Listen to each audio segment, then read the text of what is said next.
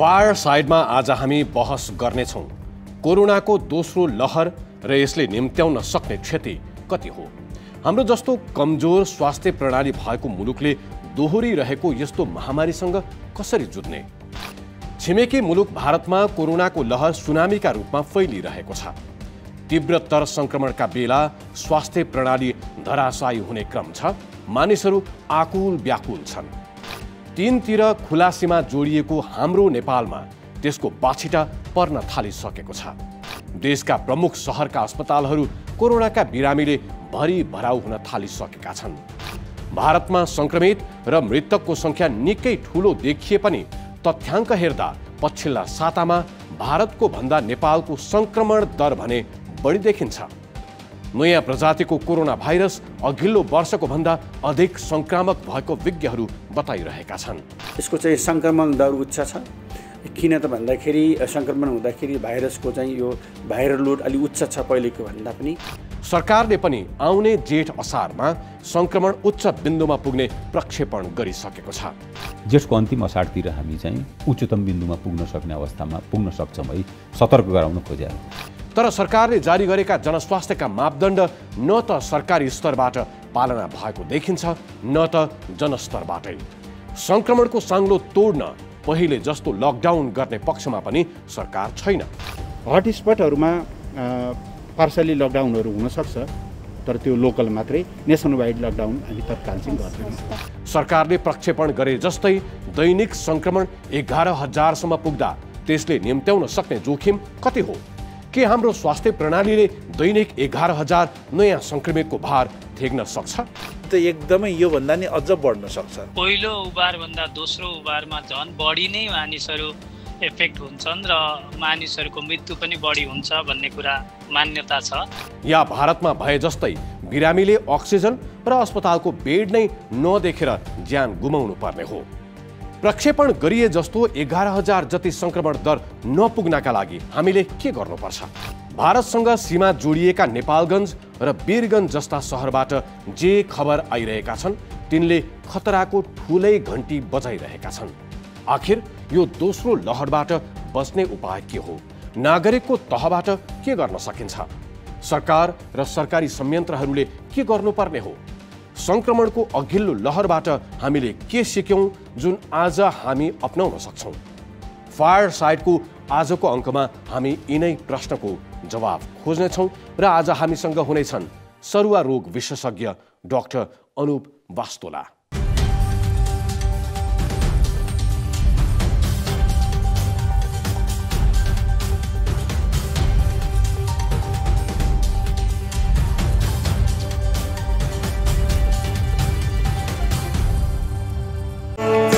सेवा मनी ट्रान्सफरको साथमा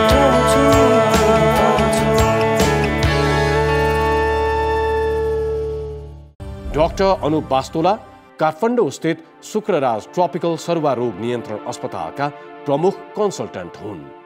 डाक्टर वास्तोला, स्वागत छ फायरसाइडमा। नमस्कार। सबैभन्दा पहिला त तपाईलाई र तपाईँ मार्फत सम्पूर्ण स्वास्थ्य कर्मीहरू जो यति लामो समयसम्म यो महामारीका बीचमा आफ्नो स्वास्थ्य, आफ्नो परिवार, आफ्नो ज्यानलाई समेत जोखिममा राखेर बिरामीको नागरिकको सेवामा समर्पित हुनुभएको छ। यहाँहरू सबैलाई हाम्रो तर्फबाट सम्मान, नमन म तपाईँ मार्फत अरू सबै स्वास्थ्य कर्मीहरूमा पुर्याउन चाहन्छु।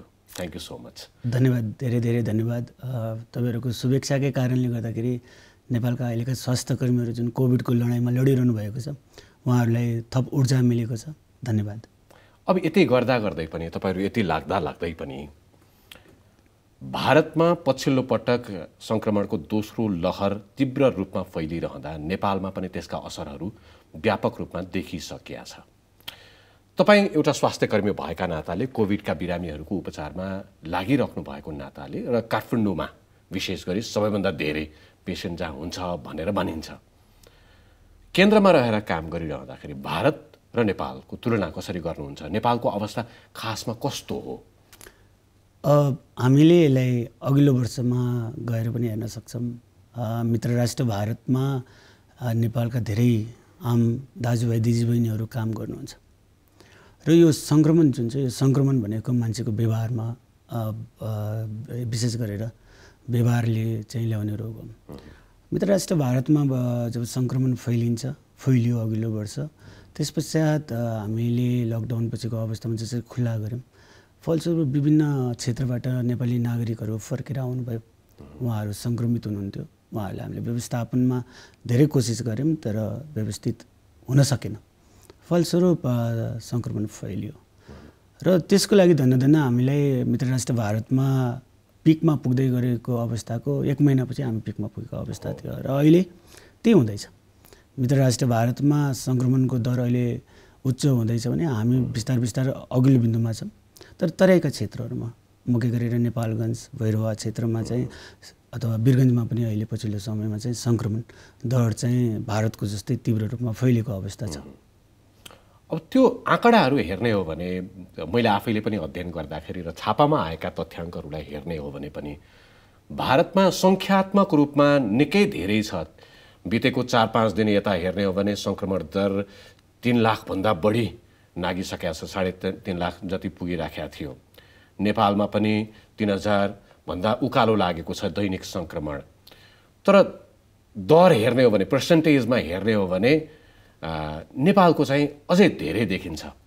त्यसले के सङ्केत गर्छ? बिल्कुलै अहिले नेपालको दर हेर्नुहुन्छ भने तपाईँको धन्न पहिलो हप्ता र अहिलेको यो हप्तामा मात्रै हेर्ने भने चाहिँ 240% भन्दा बढीले चाहिँ सङ्क्रमितहरू भेटिएका छन्, जुन चाहिँ मित्र राष्ट्र भारतमा 60% छ।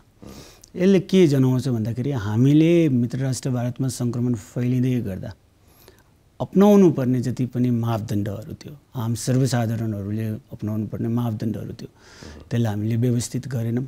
हामी खुल्ला भयौँ। यसका विभिन्न कारणहरू छन् होइन। हामी खुल्ला हुनुको पछाडि विभिन्न किसिमका राजनीतिक परिवर्तनदेखि लिएर हाम्रा जति पनि चाडबाड भेला जुन हामीले रोक्न सकेनौँ, भनौँ न तपाईँको विभिन्न किसिमका जात्राहरू भयो, तपाईँका फुटबलहरू भए, क्रिकेटहरू भए, तिनीहरूलाई हामीले व्यवस्थापन गर्न सक्यौँ। र यो पालि सबैभन्दा ठुलो जोखिम निम्ताउनेहरू चाहिँ युवा पुस्ता देखियो। युवा पुस्तामा सङ्क्रमण निकै बढेर गएको देखियो। 20 देखि 29 वर्ष उमेर समूहमा सबैभन्दा धेरै सङ्क्रमण देखिएको छ। र युवा पुस्ता चाहिँ त्यति संवेदनशील भइदिनु भएन। हामीले मास्क लगाउने भन्यौँ, भिडभाड नगर्नु भन्यौँ, तर नयाँ वर्ष फागु पूर्णिमा लगायत तपाईँका जति पनि शिवरात्रि यी पर्वहरू मनाइयो र मापदण्डलाई तोडियो र फलस्वरूप अहिलेको अवस्थामा युवा पुस्ताहरू निकै सङ्क्रमित भएर गए। र के हुन्छ भन्दाखेरि सङ्क्रमण रोकथामका उपायहरू, मास्क लगाउने जुन कुरा छ अथवा हात धुने जुन कुरा छ, यसले चाहिँ कर्भलाई फ्ल्याटेनिङ गर्नलाई मद्दत गर्ने चिज हो।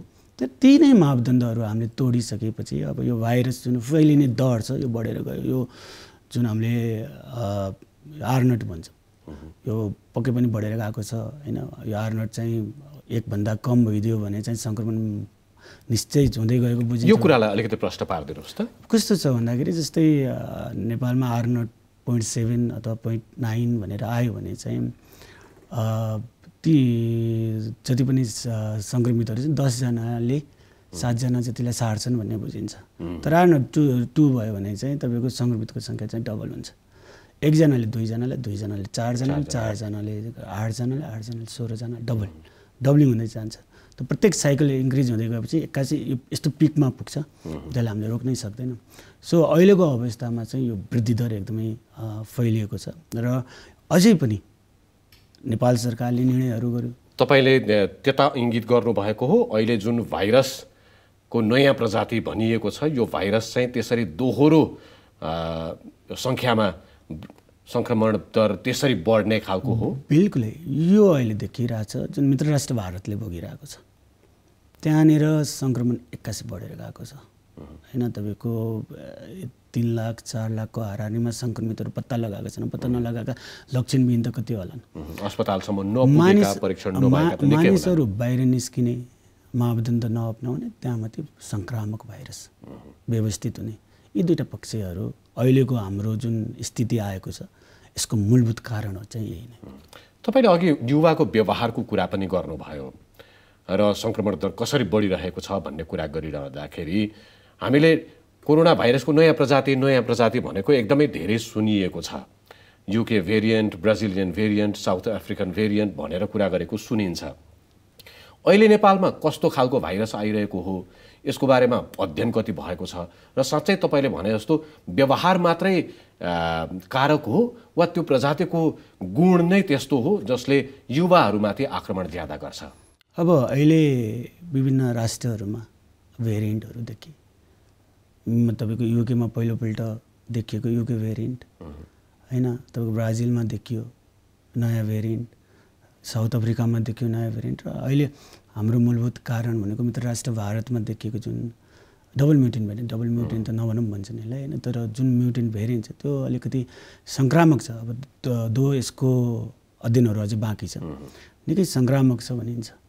अब यो भाइरस सङ्क्रमणको दर उच्च भयो। जस्तै भनौँ न युकेको भेरिएन्टलाई तपाईँको पहिलाको वाइल्ड टाइप पुरानो भाइरसभन्दा 50 देखि 70% सङ्क्रामक भनिन्छ, बढी सङ्क्रामक भनिन्छ। मित्र राष्ट्र भारतको लागि पनि अहिलेको जुन हिसाबले बिरामी बढ्नुको कारण चाहिँ निकै सङ्क्रामक छ भनेर भनिएको छ। नेपालमा अध्ययन भयो, नेपालमा 15वटा जति स्याम्पलहरू लिएर हङकङको विश्व स्वास्थ्य सङ्गठनको हङकङको डेजिग्नेटेड ल्याबमा पठाइयो। त्यहाँ अध्ययन गर्दाखेरि चाहिँ हामीले युके भेरिएन्ट पनि भेट्यौँ र त्यसमा मित्र राष्ट्र भारतमा देखिएको डबल म्युटेन्ट भेरिएन्ट पनि भेटियो। र अहिले पछिल्लो समयमा कस्तो देखिएको छ भन्दाखेरि चाहिँ तराईबाट आएका व्यक्तिहरूको सम्पर्कमा आउने व्यक्तिहरू सिकिस्त भएर आइरहेका छन्, न्युमोनिया लिएर आइरहेका छन्। त्यसले के देखाइरहेछ भन्दाखेरि यो सङ्क्रमण पक्कै पनि भारतबाट भित्रिएको सङ्क्रमणको रूपमा लिन सकिन्छ। र अब विभिन्न समयकालमा भनौँ न हामीले पछिल्लो पुष माघ फागुनमा जुन किसिमको सुरक्षाका मापदण्ड अथवा कडाइ एयरपोर्टहरूमा गर्नुपर्ने थियो अथवा स्थलमार्गमा त्यो अलिकति ढिला सुस्ती भएको कारणले गर्दा सङ्क्रमितहरू अव्यवस्थित रूपमा आएको देखिन्छ। र त्यही कारणले युके भेरिएन्ट पनि देखिएको छ। र मित्र राष्ट्र भारतमा पनि अध्ययन गरिएको भनौँ 10,000 भन्दा बढी जिनोम सिक्वेन्सिङमा चाहिँ युकेको भेरिएन्ट 700 भन्दा बढीमा देखिएको छ। त्यसै कारणले यी भेरिएन्टहरू जुन सङ्क्रामक छन् तिनीहरूले नै अहिले चाहिँ यो रोल खेलेको जस्तो देखिन्छ। र के घटनाहरू पनि मैले देखेँ, जस्तै भेटघाट भयो, मानिसहरूको 50 जनाको भेटघाट भयो, 5 घन्टा जति उनीहरू एउटा कोठामा बसे, भोज भनौँ न, त्यसमा 50% चाहिँ त्यहीँबाट सङ्क्रमित भए, त्यसमा 7 जना आइसियु बसे भनेको। जबकि अघिल्लो पटकको सङ्क्रमण हेर्ने हो भने त्यति छिटो र त्यति धेरै सङ्ख्यामा एकैपटक थिएन। अहिले अस्पतालमा भर्ना भएका व्यक्तिहरूलाई हामीले सोध्ने भने उहाँको परिवारको सदस्य सम्पूर्ण सङ्क्रमित छ, घरमा छन् सङ्क्रमित भन्नुहुन्छ। तर पहिला कस्तो थियो भन्दाखेरि हामीले जो बिरामीहरू राख्थ्यौँ उनीहरूको परिवारका सदस्य अहिलेसम्म नै सङ्क्रमित नभएका PCR नेगेटिभ आएका कुराहरू हुन्थे।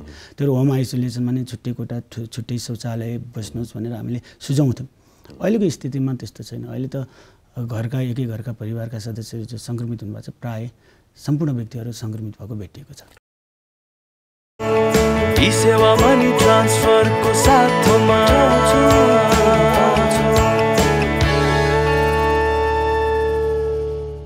त्यसो भए अब आज बुझ्नुपर्ने के रहेछ भने अहिले जुन सङ्क्रमण फैलिरहेको छ यो प्रकारको भाइरसले परिवारको एकजनालाई सङ्क्रमण हुनु भनेको झन्डै सम्भावना के भयो भने परिवारमा जतिजना छन् हेलमेल राम्रै हुने परिवार छ भने सबैलाई सङ्क्रमण हुन सक्ने सम्भावना रह्यो। बिल्कुल त्यो देखिसक्यो। अर्को कुरा, यो तपाईँसँगको संवादलाई बढीभन्दा बढी जानकारीमूलक बनाउन चाहन्छु र जसरी जोखिमको खतराको चर्चा हुन्छ, के साँच्चै बालबालिका युवाहरू जुनसुकै उमेरका मानिसहरू यो सङ्क्रमणको जोखिममा बढी छन्, पहिले जस्तो एउटा कुनै निश्चित उमेर समूहमा मात्रै होइन भनेर भन्न सकिन्छ? यसलाई हामीले अलि फरक हिसाबले बुझ्नुपर्छ। अघिल्लो वर्ष हामीले लकडाउन गऱ्यौँ, स्कुलहरू बन्द गऱ्यौँ, बालबालिकाहरू सङ्क्रमणको एक्सपोजर आएनन्। त्यही भएर बालबालिकामा 5% जति सङ्क्रमण देखियो। त्यति बेला नै बालबालिकाहरू केही सिकिस्त भएका थिए र केही मृत्यु भएको थियो। युवा पुस्ताहरू पनि चनाएको थिए, मापदण्डहरूकै कुरा गरिन्थ्यो, हामीले मापदण्ड अपनाइरहेका थियौँ। अहिले पछिल्लो समय के भयो भन्दाखेरि चाहिँ पुष माघ फागुन सङ्क्रमण घट्यो, विभिन्न अस्पतालका शय्याहरू बन्द भए, सङ्क्रमण दर पनि 2 अङ्कमा झऱ्यो होइन, बिरामीको मृत्यु त छुन्नै छोडियो। अनि जम्मै मानिसले के सोच्यो भन्दा सङ्क्रमण अब हराएर गयो। अर्को कुरा सङ्क्रमण केही होइन रहेछ भन्ने कुरा पनि आयो। र अर्को कुरा खोप आयो भने चाहिँ खोप आउने भयो भन्ने किसिमको एक किसिमको जोस पनि बढ्यो। त्यसले चाहिँ यो सङ्क्रमण छिर्यो र यो व्यवस्थाहरू मापदण्ड अप्नाइन सङ्क्रमितहरू बढे। र अब यसलाई अर्को पक्षले हजुरले भनेको कुरामा चाहिँ एकैपल्ट धेरै व्यक्तिहरू सङ्क्रमित भएका छन्, ठुलो सङ्ख्यामा सङ्क्रमित भएका छन्। त्यसले के गर्छ भन्दा थोरै प्रतिशत मानिस मात्र सिकिस्त हुन्थ्यो भने, धेरै पपुलेसन सङ्क्रमित भयो भने हाम्रो सेटिङमा चाहिँ धेरै व्यक्तिहरू सिकिस्त सङ्क्रमित देखिन्छन्। त्यो विभिन्न राष्ट्रहरूले भोगे। युकेमा त्यो भेरिएन्ट आउने बित्तिकै जुन किसिमको हाहाकार भयो, त्यस्तै स्थिति अहिले हाम्रो नेपालको। यसलाई कसरी बुझ्नुपर्छ भन्दाखेरि चाहिँ धेरै व्यक्तिहरू सङ्क्रमित हुँदाखेरि सिकिस्त हुने सङ्क्रमित थोरै भनौँ न पर्सेन्टेज वाइज कम भयो भने नम्बर वाइज धेरै हुने भयो र त्यसलाई ठेक्नलाई चाहिँ हामीलाई गाह्रो भएको स्थिति हो। भनेपछि आज बुझ्दाखेरि भारतमा जुन खालको भयावह अवस्था छ हामी त्यतातर्फ उन्मुख भइरहेका छौँ भनेर बुझ्दा हुन्छ? बिल्कुलै, यसलाई नकार्नै सकिँदैन। सरकारले निर्णय गर्यो तपाईँहरू चाहिँ 5 जनाभन्दा बढी भेला नहुनुहोस्, 25 जनाभन्दा बढी मानिसहरू चाहिँ भेला हुने हो भने सिडिओ भएको कार्यालयबाट चाहिँ हुन्छ नि पर्मिसन लिनुहोस्। हामीले भन्यौँ, लागु भयो, भएन। मानिसहरू अहिले बिहामा जानुहोस्, त्यहाँ कसैले चाहिँ मोनिटरिङ गरेको अवस्था छैन। 100-200 जना मानिसहरू भेला भएका छन्। र अर्को एउटा एकदमै इम्पोर्टेन्ट कुरा के छ भन्दाखेरि चाहिँ मैले यहाँ जोड्न चाहेँ, हामीले हात धुने कुराहरू, सर्फिसहरू, यो सरसफाइ गर्ने कुराहरू होइन, ह्यान्ड सेनिटाइज गर्ने कुराहरू, सँगसँगै मास्कका कुराहरू गऱ्यौँ। अब सेन्टर फर डिजिज कन्ट्रोल, विश्व स्वास्थ्य सङ्गठनले पछिल्ला दिनहरूले के देखायो भन्दाखेरि फोमाइटको कारणले गर्दाखेरि कन्ट्याक्टमा आएर हुन सक्ने सङ्क्रमण जुन छ त्यो लेस देन 1 in 10,000 छ। 10,000 सङ्क्रमित भन्दै लेस देन 1 भनेको धेरै कम व्यक्तिहरू मात्र त्यसरी सङ्क्रमित हुन्छन्। अब हामीले बिहा भोज गऱ्यौँ, मानिसहरू त्यहाँ जान्छन्, अब हात धोइरहेको देख्छन्, सेनिटाइज गर्छन्, तर मास्क खोलेर कुरा गर्छन्। खाना खाने बेलामा मास्क खोलेर मजाले गफ गर्छन्, जुन चाहिँ मुख्य कारण हो। तर मानिसहरूले के देखे, हात धोइराखेको छु, सेनिटाइज गरिराखेको छु भन्ने कुरालाई बहाना बनाएर मास्क खोल्छन्। सरसफाइ पनि भइरहेछ, सर्भिसहरू पनि क्लिन गरिरहेछन् भनेपछि 4वटा मात्र 3टा कुरा त त्यहाँ अप्नाइसकियो भनेपछि मानिसलाई काइन्ड अफ सेल्फ हुन्छ नि, म ठिक छु भन्ने किसिमको भएर मानिसले मास्कलाई लगाएन र मास्कको प्रपर युज भएन। र अहिले जति पनि सङ्क्रमणको मुख्य कारण भनेको चाहिँ तपाईँको मास्क नलगाइकन जुन ड्रपलेट, त्योभन्दा पनि बेसी चाहिँ एयरबर्न भनेको गुम्म कोठाहरूमा धेरै व्यक्तिहरू भेला भएर तपाईँको मास्क लगाउँदैन भने त्यो स्थानमा सङ्क्रमणको जोखिम उच्च हुन्छ। सेवा मनी ट्रान्सफरको साथमा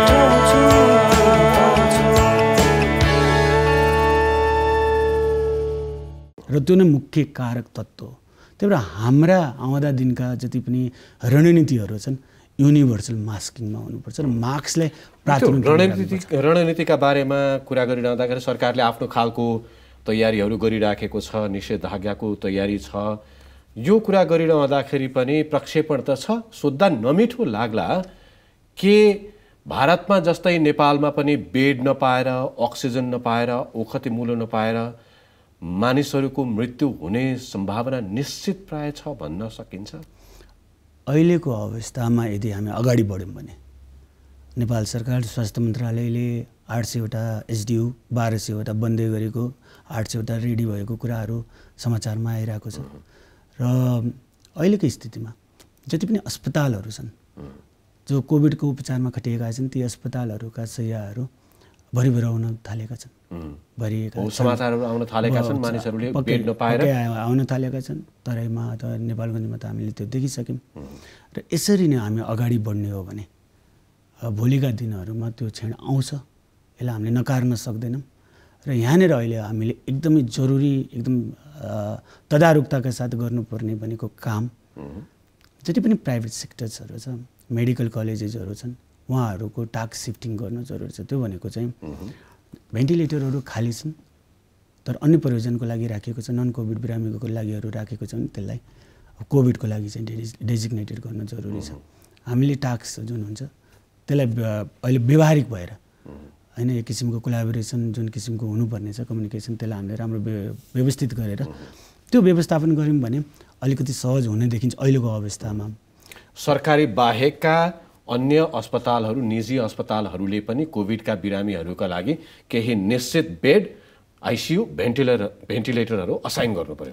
बिल्कुल अहिले त्यो भएको छ। विभिन्न प्राइभेट अस्पतालहरूले पनि तपाईँको बिरामीहरू राखेको अवस्था छ। तर यो कोभिड पुसमा फागुनमा जब कम भएर गयो ती बेडहरू जुन सरकारले अघिल्लो पालि व्यवस्थापन गरेका थिए ती बेडहरू चाहिँ अन्य प्रयोजनका लागि छुट्याइयो र अन्य रोग भनौँ न कोभिड बाहेकका बिरामीहरूको लागि त्यो दियो।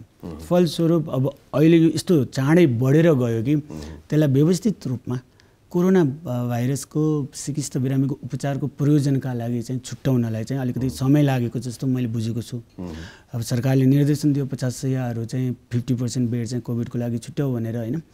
त्यो कुरा चाहिँ तदारुकताका साथ अघि बढ्नुपर्ने चाहिँ मैले देख्छु। र त्यो हुँदै गर्दाखेरि पनि अब ग्लोबल अब्जर्भेटरीको हुन्छ नि प्रक्षेपण हेर्ने हो भने चाहिँ सङ्क्रमितको सङ्ख्या 5,000 7,000को हाराहारीमा पुग्न सक्ने हामी जेठको केही सातामा भन्ने कुराहरू छ। सरकारले 11,000सम्म भनेको छ पुग्न सक्ने छ। त्यो हेरियो भने त्यसलाई हामीले मध्यनजर गर्ने हो भने हामीले अहिले रोकथाम र चेन ब्रेकलाई ध्यान नदिने हो भने चाहिँ हामी एउटा जटिल परिस्थितिबाट गुज्रिनेवाला छौँ। एक्ज्याक्टली। ई सेवा मनी ट्रान्सफरको साथमा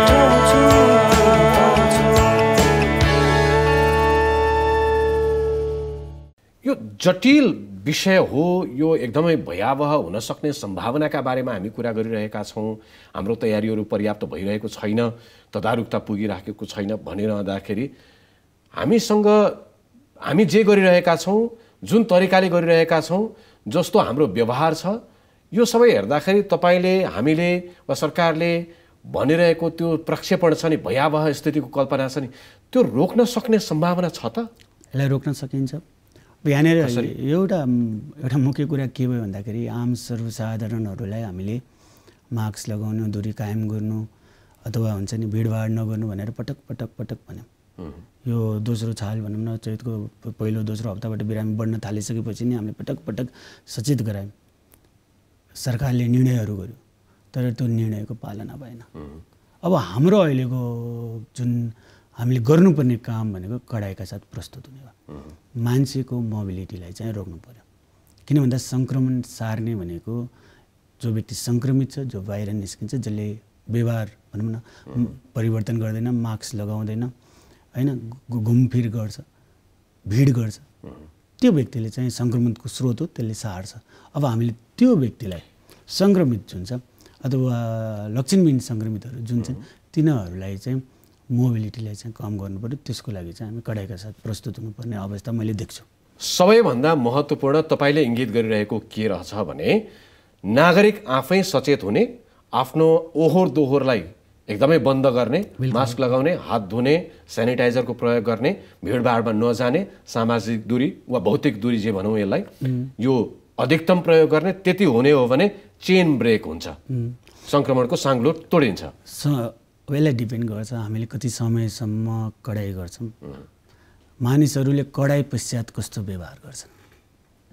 हामीले अघिल्लो वर्ष लकडाउन गऱ्यौँ, लकडाउन खोल्यौँ होइन, अनि तपाईँको टाढा एकदमै दूरीका गाडीहरू खोल्यौँ, सङ्क्रमितहरू आए, हामी बाहिर निस्क्यौँ, हामीले मापदण्ड पुर्याएनौँ, आगोमा घिउ थप्ने काम गऱ्यौँ, सङ्क्रमणको पहिलो छालको उच्च बिन्दुमा पुग्यौँ। धेरै नागरिकहरूलाई व्यवस्थापन गर्न गाह्रो भयो, धेरै नागरिकहरू अझ 3,000भन्दा बढीले ज्यान पनि गुमाउनु भयो। अब अहिलेको स्थितिमा पनि हामीले अलिकति चेन ब्रेक गरे पनि सङ्क्रमण हामीसँगै रहिरहने अवस्था रहन्छ होइन। केही हप्ता गरेर त्यो हप्ता दिन केही हप्ता भनेको चाहिँ हामी अस्पतालका सेवाहरू व्यवस्थापन होइन, समन्वय, तपाईँको चाहिँ कन्ट्याक्ट ट्रेसिङका कुराहरूलाई स्थानीय तहहरूबाट व्यवस्थापन गराउनको लागि गर्नुपर्ने लगानीहरू, अनि स्वास्थ्यकर्मीको व्यवस्थापन, अस्पतालका सेवाहरू व्यवस्थापन सँगसँगै यो कोरोना भाइरसको उपचार भनेको त्यति सहज उपचार छैन। यसमा ट्रेन ह्युमन रिसोर्स चाहिन्छ, आइसियु चाहिन्छ, अनि ट्रेन भनौँ न एउटा क्वालिटी टिम चाहिन्छ, त्यो टिमको व्यवस्थापन। ओके, पहिला हामीले नागरिकलाई सचेत बनाउने कुरा गऱ्यौँ। नागरिक पहिला सचेत हुनु पर्यो, यो एउटा पाटो छँदैछ। त्यसबाहेक अब आउँछ पूर्वाधारको कुरा, जनशक्तिको कुरा। पूर्वाधारबाट प्रवेश गरौँ। हामीसँग अस्पतालहरूमा अहिले भइरहेको पूर्वाधार, अघिल्लो पटकको छालमा पनि हामीले हाम्रा पूर्वाधारहरू पर्याप्त भएन, कन्ट्र्याक्ट ट्रेसिङ भएन, जनशक्ति पर्याप्त भएन भनेर अनेक कुरा गऱ्यौँ। 1 वर्षको दौरानमा तपाईँकै आफ्नै अस्पताल जहाँ तपाईँ काम गर्नुहुन्छ त्यहाँ चाहिँ कति सुधार भएको तपाईँले पाउनुभयो? अब सरकारले के गरेन भन्ने होइन, सरकारले धेरै कोसिस गरिरहेको अवस्था छ। टेगो अस्पतालमा 2 बेडको आइसियु थियो, हामीसँग पुराना 2टा भेन्टिलेटर्सहरू थिए। कोरोना कहर आइसकेपछि सरकारले 20 बेडको आइसियु व्यवस्थापन गर्यो। अघिल्लो वर्ष हामीसँग 7वटा भेन्टिलेटर थियो भने अहिले यो दोस्रो लहर जब आउन सुरु गर्यो सरकारले 4वटा भेन्टिलेटर एक्स्ट्रा थपिदिएको छ। 11वटा भेन्टिलेटर छ। जनशक्ति पनि त्यही अनुरूपमा थपिदिएको छ। मैले भने आइसियुको व्यवस्थापन, कोभिड वार्डमा अक्सिजन सहितको व्यवस्थापन टेगो अस्पतालमा जहाँ चाहिँ जम्मा 2टा आइसियु बेड थियो, अहिले हामीले धन्न 54 जना व्यक्तिहरूलाई अक्सिजन सहित उपचार गर्न सक्छौँ र 11 जना व्यक्तिहरूलाई भेन्टिलेटरको सहायताबाट उपचार गर्न सक्छौँ। 20 बेडको हामी आइसियु छ र जनशक्ति व्यवस्थापन भयो भने यसलाई अलिकति अझ हुन्छ नि 23 बेडसम्म हामीले आइसियु चलाउन सक्छौँ र अझ डिजास्टर भएर अझ सरकारले हुन्छ नि कोसिस गर भन्ने हो भने हामीले तपाईँको चाहिँ 27 बेडको आइसियु चलाउन सक्ने गरेर व्यवस्थापन भइसकेको अवस्था छ। त्यो लगायत अन्य अस्पतालहरू जस्तै जुन युनिफाइड कोभिड हस्पिटल एपिएफको, पाटन अस्पताल हैन लगायत अन्य अस्पतालहरूमा सरकारले ठुलो लगानी गरेको छ। एचडियूहरू चाहिँ व्यवस्थापन गर्नको लागि चाहिँ लगानी गरेको छ। ती पूर्वाधारका कामहरू केही सुरु भइरहेका छन्, केही चाहिँ अन्तिम अवस्थामा पुगेका छन् र यो कुरालाई मध्यनजर गर्ने हो भने सरकारको कोसिस जारी छ। तर यही भन्दै गर्दाखेरि हाम्रो एनिमी जुन छ, शत्रु त ठुलो भएर कोरोना ठुलो भएर आएको छ। यो कोरोना ठुलो भएर आइसकेको अवस्थामा, संक्रामक भएर आइसकेको अवस्थामा चाहिँ हाम्रो मुख्य चुनौती भनेको चेन ब्रेक र सङ्क्रमणको दरलाई चाहिँ घटाउने हो। र अर्को एउटा मैले आज जोड दिएँ, अब हामीले कोरोनाको आइसियु छ, बेड छ भनेर सोचेर मात्र हुँदैन, आइसियुमा गएका व्यक्तिहरूको मृत्यु भएको छ।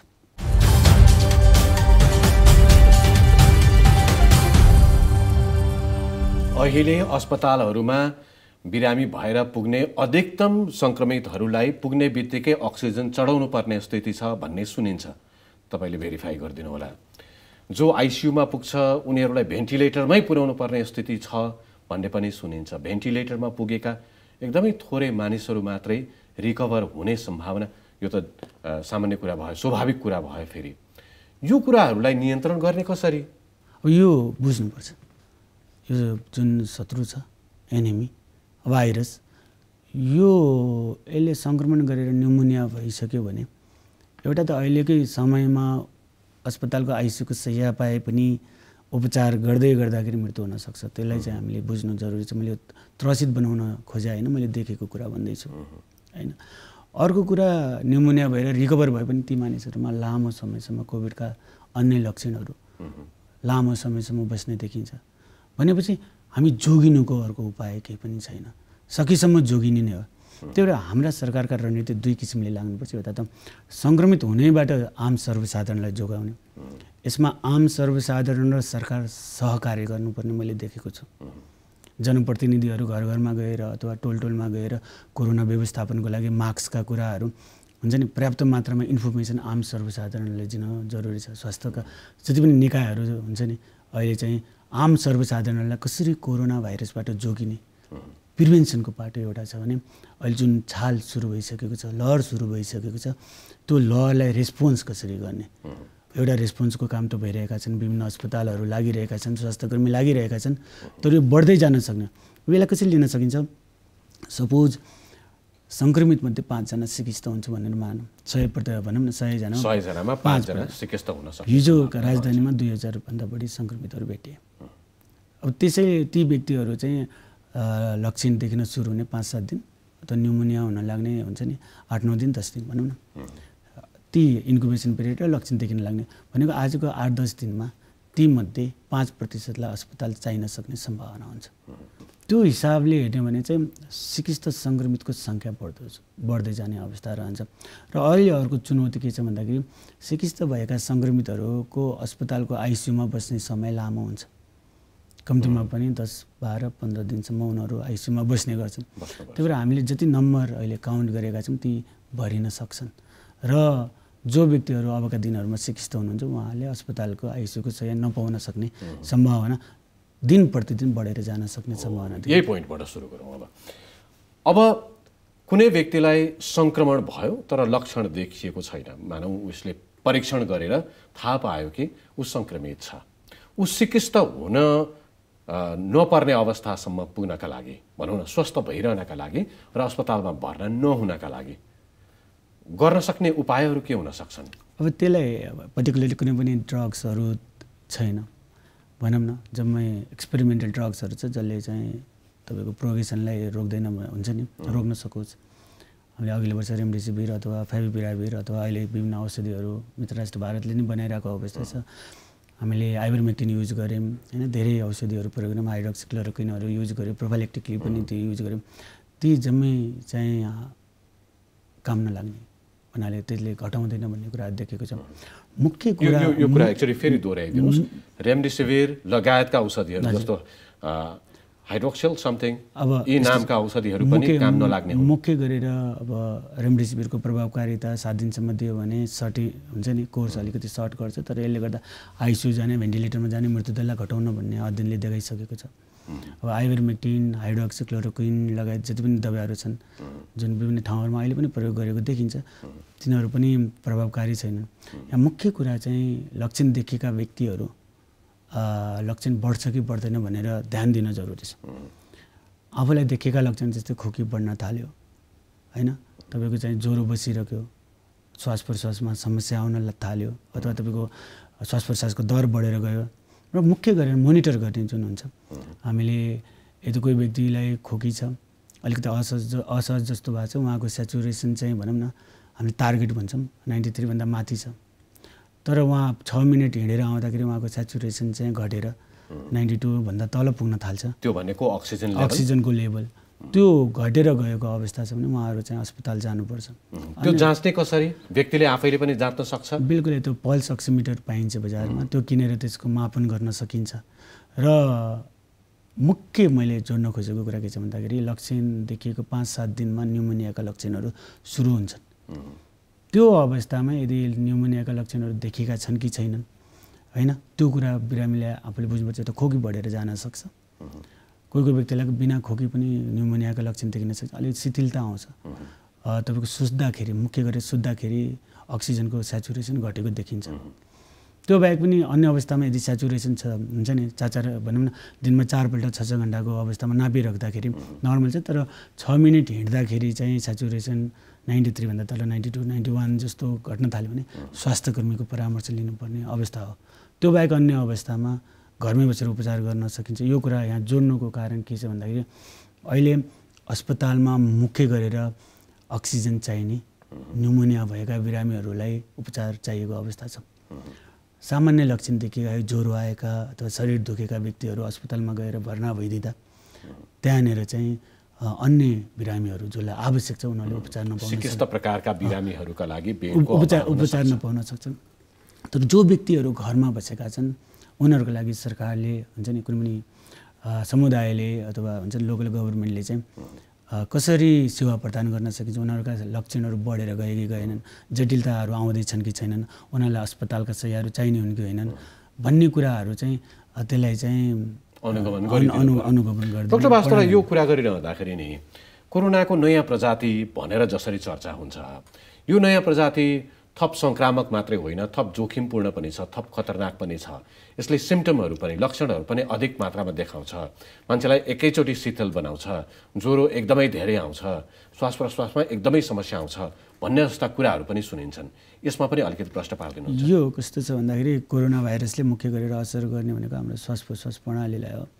यसले न्युमोनिया गराउँछ। धेरै व्यक्तिहरूलाई यसका लक्षणहरू ज्वरो आउने, खोकी लाग्ने, श्वास प्रश्वासमा समस्या हुने, गन्ध थाहा नहुने, स्वाद थाहा नहुने, टाउको दुख्ने, मांसपेशीहरू दुख्ने, त्यस्ता लक्षणहरू देखिन्छन्। यी लक्षणहरू देखिएका व्यक्तिहरूमा विभिन्न किसिमका अरू लक्षणहरू पनि थपिन सक्छन्। भनौँ न न्युमोनिया भएका व्यक्तिहरू कोएगुलोप्याथीमा जान सक्छन्, उनीहरूको रगत जम्ने प्रक्रिया वृद्धि हुन्छ जसले पनि यो मोर्टालिटी बढाउनलाई काम गर्छ। सुरुवाती दिनहरूमा भाइरिमिया हुन्छ, भनौँ 7-8 दिनसम्म, त्यति बेला ज्वरो आउने लक्षणहरू देखिन्छ भने पछि इन्फ्लामेटरी फेजमा मान्छे प्रवेश गर्छ जसमा शरीरका शक्ति आफ्नै शरीर विरुद्ध लाग्न सुरु गर्छ, साइटोकाइन स्ट्रोममा जान्छ मान्छे, त्यसका प्रतिकूल प्रभावहरू गर्छन्। यो प्याथोजेनेसिसको पार्ट हो। मुख्य गरेर कोरोना भाइरसले गर्ने भनेको न्युमोनिया हो। न्युमोनिया र न्युमोनिया भएका व्यक्तिहरू चाहिँ अस्पतालका आइसियुमा भर्ना हुनुपर्ने अवस्थाहरू आउँछ र मुख्य अहिले चाहिँ युवा पुस्ताहरू विशेष गरेर चाहिँ न्युमोनिया भएको देखिएको छ। युवामा न्युमोनिया ज्यादा देखिन्छ। र अर्को कुरा यसले चिकित्सा गराउन सक्छ सक्दैन भन्ने कुरा अध्ययनको विषय नै हो। कतिको यो ट्रेन्डले के भन्छ तपाईले उपचार गरेका बिरामीहरू नेपालमा देखिएका अहिले अब यसलाई एकदमै बुझ्न एकदमै गाह्रो पक्ष छ। हामीले यसलाई हेर्दाखेरि के देखेका छौँ भन्दा एकैपल्ट धेरै व्यक्तिहरू सङ्क्रमित भएको कारणले गर्दा धेरै व्यक्तिहरू चिकित्सा भएको भन्ने एउटा बुझाइ छ। तर यही भन्दै गर्दाखेरि युवा पुस्ता पनि चिकित्सा न्युमोनिया लिएर भर्ना भएको अघिल्लो वर्षको जुन मेरो अनुभव छ यो वर्ष चाहिँ निकै बढेर गएको छ र अस्पताल भर्ना दर र यो बिरामीहरू निको हुने दर पनि अलिकति कम भएको हो कि भन्ने छ। तर यो अहिलेको सुरुवाती आँकडा हो, यसलाई चाहिँ हामीले पछि अध्ययनबाट नै निकालौँला अथवा बुझौँला। तर एकैपल्ट धेरै व्यक्ति सङ्क्रमित भएको कारणले धेरै व्यक्ति चिकित्सा भएको अनुमान 5% चिकित्सा हुन सक्ने सम्भावनालाई मध्यनजर राख्ने हो भने त्यो सङ्ख्या पनि बढेर गयो। अर्को एउटा कुरा, अब नेपालमा खोप आयो, 17 लाख चान्चुनले पहिलो डोज खोप लगाए, दोस्रो डोज लगाउनेहरू पनि सङ्ख्या बढिरहेको छ। यो भनिरहँदा खोप लगाइसकेपछि सङ्क्रमण हुँदैन भन्ने खालको एउटा भ्रम वा के भनौँ चर्चा एकातिर छ। अर्को थरीले के पनि भनिरहेका छन् भने खोप लगाउनेहरू चाहिँ स्प्रेडरको रूपमा बढी खतरनाक हुन सक्छन् है भन्ने कुरा पनि चल्न थाल्यो। यसलाई पनि प्रश्न पार्दैन। यसलाई हामीले खोपको बारेमा हामी धेरै चिन्तित हुनु पर्दैन। खोप कुनै पनि खोप नेपाल सरकार स्वास्थ्य मन्त्रालयले ल्याउँछ भने त्यसलाई सहज रूपमा हामीले लगाउनु जरुरी छ। खोपहरूले के गर्छ भन्दाखेरि खोपले शरीरमा रोग प्रतिरोधात्मक शक्तिहरू विकास गर्छ होइन, कोशिका जो रोग विरुद्ध लड्छ त्यसको पनि विकास गर्छ। र जो व्यक्तिहरू खोप लगाउनुहुन्छ ती व्यक्तिहरूमा चिकित्सा हुने दर होइन, कोरोनाको दोस्रो भनौँ न सङ्क्रमण भए पनि चिकित्सा हुने दर हुँदैन, अस्पताल भर्ना हुनुपर्ने अवस्था। खोप लगाइसक्दाखेरि पनि सङ्क्रमण हुने सम्भावना चाहिँ रहन्छ तर चिकित्सा हुने दर कम हुन्छ। खोप लगाएको व्यक्ति सङ्क्रमित भयो भने सामान्य लक्षणहरू देख्न सक्छ अथवा लक्षण नदेख्न पनि सक्छन्। त्यसै कारणले गर्दाखेरि खोप लगाएका व्यक्ति पनि सङ्क्रमित हुने र सङ्क्रमण सार्न सक्ने केही जोखिम हुन्छ। त्यो जोखिमलाई चाहिँ न्यूनीकरण गर्नलाई चाहिँ सरकारले खोप लगाएका व्यक्तिहरू पनि सुरक्षित हुनु, तपाईँलाई साह्रो हुँदैन, गाह्रो हुँदैन, अस्पताल भर्ना हुनु पर्दैन, तर तपाईँ सङ्क्रमित भएर परिवार समुदायमा सङ्क्रमण फैलाउन सक्ने जोखिम रहन्छ भन्ने कुरा चाहिँ त्यो हो। भाइरसले यदि मैले खोप लगाएको छु भने मलाई सङ्क्रमण नदेखिकन त्यो भाइरस तपाईँमा सर्ने सम्भावना पनि हुन्छ। बिल्कुलै त्यो हुनसक्छ। त्यो होइन, सङ्क्रमित भएका व्यक्तिहरू खोप लगाएर सङ्क्रमित भएका व्यक्तिहरूमा भाइरस देखिन्छ र सर्ने माध्यम अघि नै मैले भने ड्रपलेट खोक्दाखेरि अथवा आक्सिङ गर्दा निस्किने, र्यालका छिटा बोल्दाखेरि कराउँदाखेरि निस्किने र्यालका छिटा अथवा एयरबोर्न इन्फेक्सन चाहिँ हुनसक्छ। तर ती व्यक्तिहरूमा चिकित्सा न्युमोनिया अथवा हुन्छ नि यसको कारणले कोरोनाको कारणले आउने जटिलताहरू चाहिँ देखिँदैन। तर खोप जुन स्केड्युल छ त्यो पुरा गरेर लगाउनु पर्यो र त्यसको केही समय लाग्छ शरीरमा रोग प्रतिरोधात्मक शक्ति बन्नको लागि। अझै पनि कतिपय मानिसहरू खोपप्रति विश्वस्त छैनन्। गुगल गरेर समाचार पढेर वा फेक न्युजहरू पढेर नयाँ आइरहेका भेरिएन्टहरूलाई यी खोपहरूले, त्यो अस्ट्राजेनेकाको खोप होस्, अहिले नेपालमा चलिरहेको कोभिसिल्ड होस् वा चीनबाट आएको खोप होस्, यी खोपहरू प्रभावकारी नहुन सक्छन् भन्ने खालको चर्चाका बीच कतिपय मानिसहरूले खोपप्रति विश्वास गरेको पनि पाइँदैन। त्यसलाई चाहिँ के भन्ने? मैले फेरि एउटा कुरा के भन्न चाहेँ भन्दाखेरि खोपको बारेमा कुनै पनि दुविधा नराखौँ। सरकारले ल्याएका खोपको जुन प्रयोग उचितम एकदमै प्रयोग गरौँ। सम्पूर्ण व्यक्तिहरूले सरकारले दिएको खोपको प्रयोग गरौँ। त्यसले सङ्क्रमणको जोखिमलाई हुन्छ नि न्यून गर्छ, चिकित्सा हुन सक्ने सम्भावनालाई न्यून गर्छ, त सङ्क्रमणै हुँदैन। यहाँ अर्को कुरा के छ भन्दाखेरि हो केही खोपहरू जुन छन् ती खोपहरूको प्रभावकारिता कुनै नयाँ भेरिएन्टको लागि काम गर्दैन। जस्तै हामीले जुन कोभिसिल्ड लगायौँ त्यो चाहिँ तपाईँको साउथ अफ्रिकन भेरिएन्टमा 10% मात्र प्रभावकारी देखिन्छ भन्ने केही अध्ययनहरूले देखाएको, प्रारम्भिक अध्ययन मात्रै हो, प्रारम्भिक अध्ययनले देखाएको छ। तर त्यहाँ पनि के हदसम्मको प्रोटेक्सन छ, सिभियर हुँदैन भन्ने किसिमका डिस्कसनहरू पनि छन्।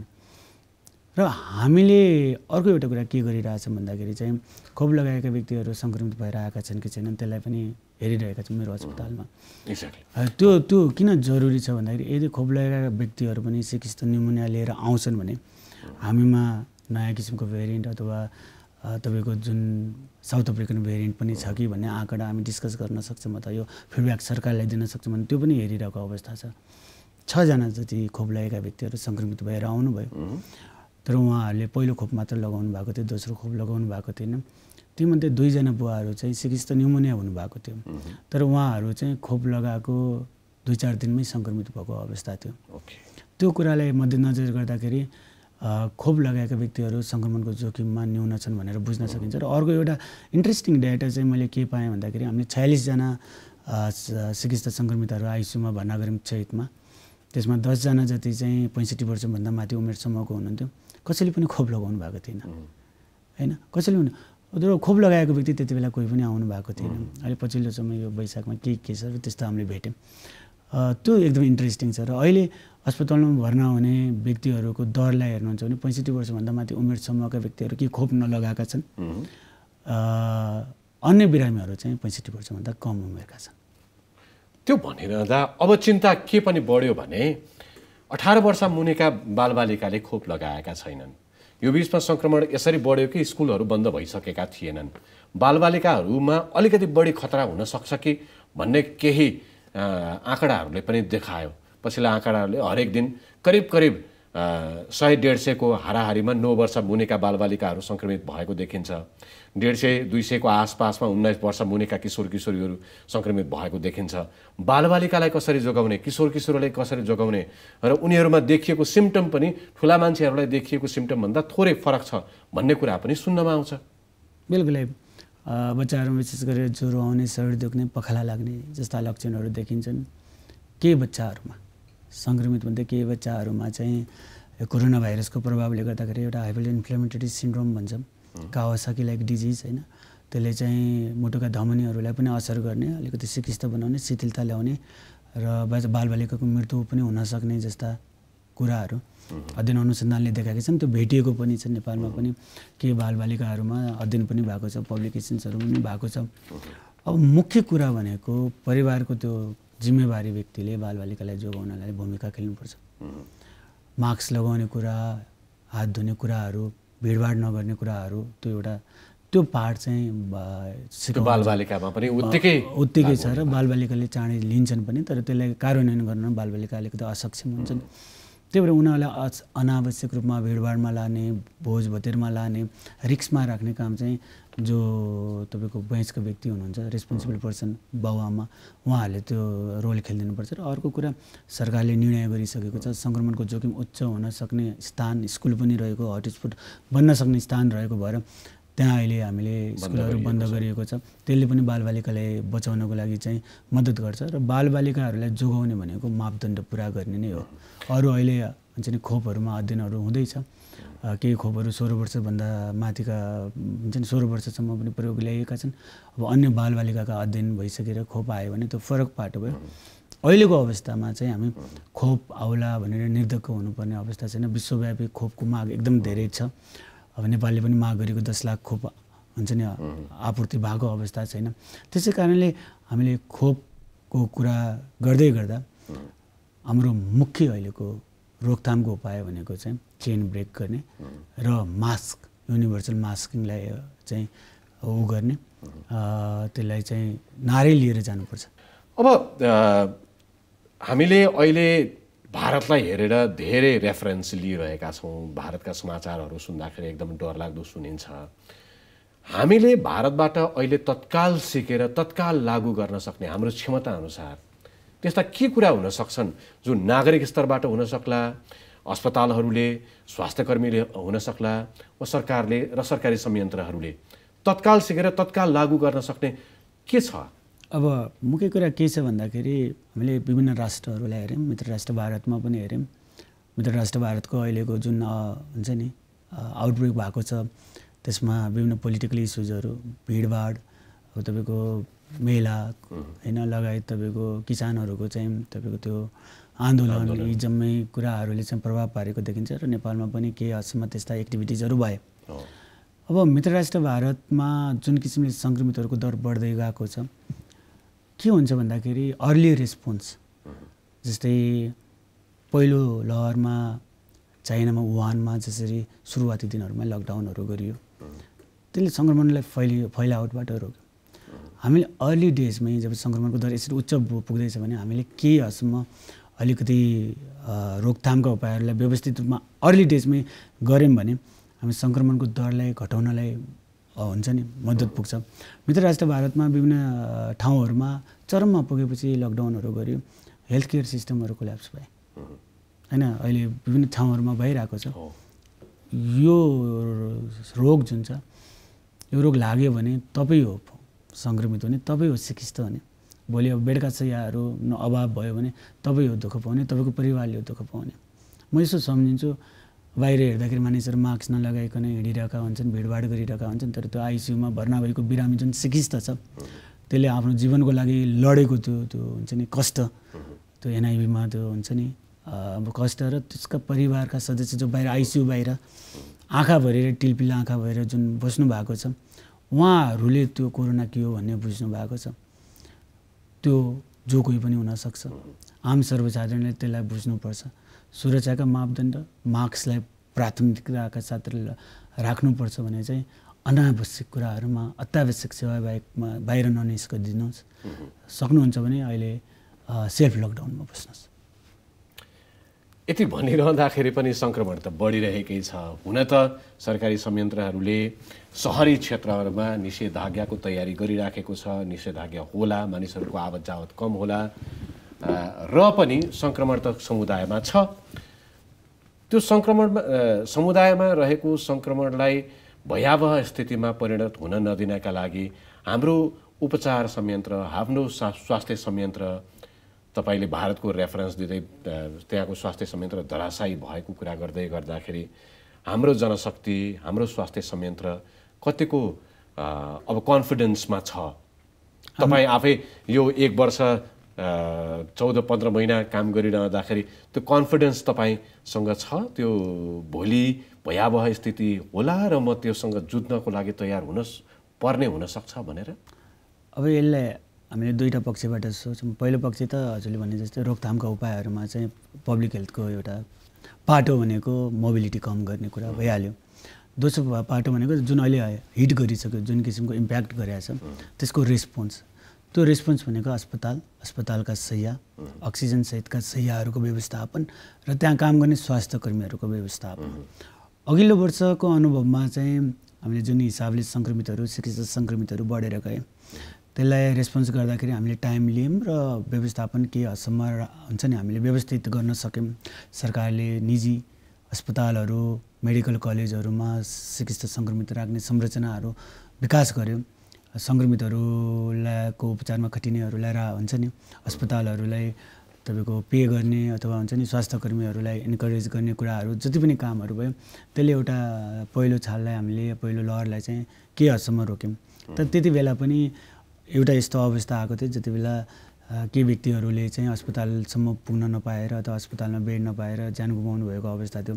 फलस्वरूप सरकारले अहिले हाई डिपेन्डेन्सी युनिटहरूको व्यवस्थापनका कुराहरू 500 भन्दा बढी तयार भइसकेको अवस्था छ। 1200वटा बन्ने प्रक्रियामा छन् देशभरि भन्ने कुरा छ। अब त्यो बन्ने प्रक्रिया बनिसकेको अवस्था हो भने रेस्पोन्स के हदसम्म सहज होला है। र त्यहाँ अर्को एउटा कुरा मैले के जोड्न चाहेँ भन्दाखेरि मानव संसाधन एकदमै इम्पोर्टेन्ट पार्ट हो कोभिडको। कोभिड न्युमोनिया भएर भर्ना भएको व्यक्ति जो आइसियुमा हुन्छ उसलाई होइन एकजना नर्स चाहिन सक्ने अवस्था सिर्जना हुन्छ। त्यो मानव संसाधन म्यानेजमेन्ट अर्को एउटा ठुलो चुनौती हो। अब टेको हस्पिटलको रेस्पोन्सको हिसाबले हेर्ने भने अहिले नै हामी भरिसकेको अवस्था छ। अब आउने बिरामीहरू चाहिँ हाम्रा लागि कहाँ रिफरल गर्ने भन्ने एउटा चुनौती छ। अहिले नै सरकारले चाहिँ त्यो यदि चेन ब्रेक गरेर र अहिले भएका सङ्क्रमितहरूको व्यवस्थापनको लागि एउटा रणनीति भनेको चाहिँ प्राइभेट सेक्टर र मुख्य गरेर मेडिकल कलेजहरू जहाँ चाहिँ ठुलो शय्याहरू छ त्यहाँ कोलाबोरेसन गरेर हामी अगाडि बढ्नुपर्ने एउटा चुनौती छ। त्यसलाई हामीले सहज रूपमा अगाडि बढाइयो भने यो अहिलेको इम्प्याक्टलाई चाहिँ हामीले रेस्पोन्स गर्न सक्छौँ जस्तो लाग्छ। तर होइन छोडिदिने र यो सङ्क्रमणलाई रोकथाम नगरिकन छोडिदिने र अरू अस्पतालहरूको सहीहरू भनौँ न मेडिकल कलेज लगायत अन्य अस्पतालहरू जति पनि सामुदायिक अस्पताल भनौँ न कोलाबोरेसन गरेर हिँड्यौँ भने पनि यो यसलाई रोकथाम नगर्ने हो भने मेरो बुझाइमा चाहिँ हामीले थेक्न सक्ने स्थिति रहँदैन। हामीले यो चेन ब्रेक साङ्लो तोड्ने पटक पटक भनिरहेका छौँ, तपाईँले पनि भनिरहनु भएको छ। यो चेन ब्रेक गर्नको लागि लकडाउन वा अब त्यस्तो भाषा फेरेर वा विधि फेरेर निषेधाज्ञा भनिएला त्यही नै हो, लकडाउन नै हो, अर्को विधि छैन है? अब अरू विधिहरू हुन्थ्यो भने फ्ल्याटनिङ अफ कर्भ गर्नलाई युनिभर्सल मास्किङ ह्यान्ड वासिङका कुराहरू हामीले भन्छौँ, अब त्यो भएन। त्यसपछिको मानिसको व्यवहारमा हामीले परिवर्तन गर्न सकेनौँ भनेदेखि व्यवहार परिवर्तनै गर्न सकिएन, भिडभाड भयो। फलस्वरूप कोरोना यत्तिकै फैलिँदैन। अघि मैले प्रश्न पारेँ, व्यवहार परिवर्तन गर्न सकिएन। पहिलो कुरा व्यवहार परिवर्तन गर्न नसकेपछि केही कडाइका साथ सरकारले निर्णयहरू गर्यो, त्यो निर्णयहरू पनि कार्यान्वयन भएनन्। 25 जना भनेको ठाउँमा 200 जना भेला भयो होइन। तपाईँको फेस्टिभलहरू मनाइयो, धेरै कुराहरू भनौँ न ग्यादरिङहरू भयो, भिडभाड भयो, मानिसहरूले मास्क लगाउन बिर्से भनेपछि भन्दै पनि मानिसहरूले व्यवस्थित गर्न नसकेको अवस्था र फैलाउँदो सङ्क्रमण हामीले मान्छेको मुभमेन्टलाई रोक्नु पर्यो, मान्छेको भिडभाडलाई रोक्नु पर्यो। त्यसलाई कडाइका साथ भन्दाखेरि अब त निषेधाज्ञा भनिएला अथवा लकडाउन भनिएला, मान्छेको मुभमेन्टलाई चाहिँ रोक्नु पर्यो। र अब कोही व्यक्ति आज सङ्क्रमित छ भने अहिले भनौँ न अहिलेसम्मका अध्ययनहरूले 9-10 दिनपछि सङ्क्रमण छाड्दैन PCR पोजिटिभ आएको व्यक्तिले भन्ने छ, अथवा लक्षण सङ्क्रमित छ भने लक्षण देखिन्छ, अस्पतालमा आउँछ, उसलाई आइसोलेट गर्न सक्यो, उपचार गर्न सकियो भन्ने कुरा भयो।